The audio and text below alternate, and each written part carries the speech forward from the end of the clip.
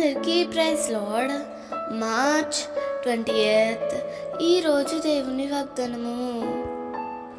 యెహోవా కృపయు ఘనతయు అనుగ్రహించును.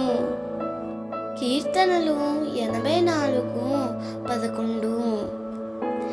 ఇప్పుడు ఉన్న పరిస్థితులను బట్టి నువ్వు ఎన్నడూ కృంగిపోవద్దు. నీవు సేవించే దేవుడు నీకు కృపను ప్రసాదించి ఘనతకు తీసుకొని వెళ్తాడు.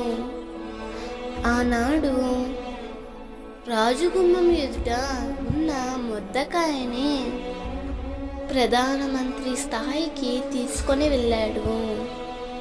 అంత మాత్రమే కాదు కానీ మొర్దెకాయికి కృపను ఇచ్చి ఎంతో ఘనపరిచాడు.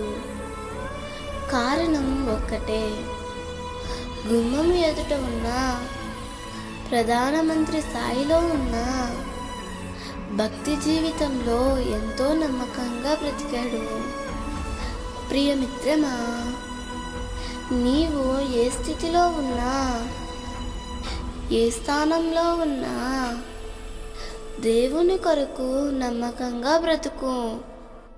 ఆ నమ్మకత్వమే కృపను పొందుకునేలాగా, ఘనతను అనుభవించేలాగా చేస్తుంది. దేవుడు ఈ వాగ్దానము నీ జీవితంలో నిశ్చయముగా నెరవేర్చునుగాక. ఆమేన్.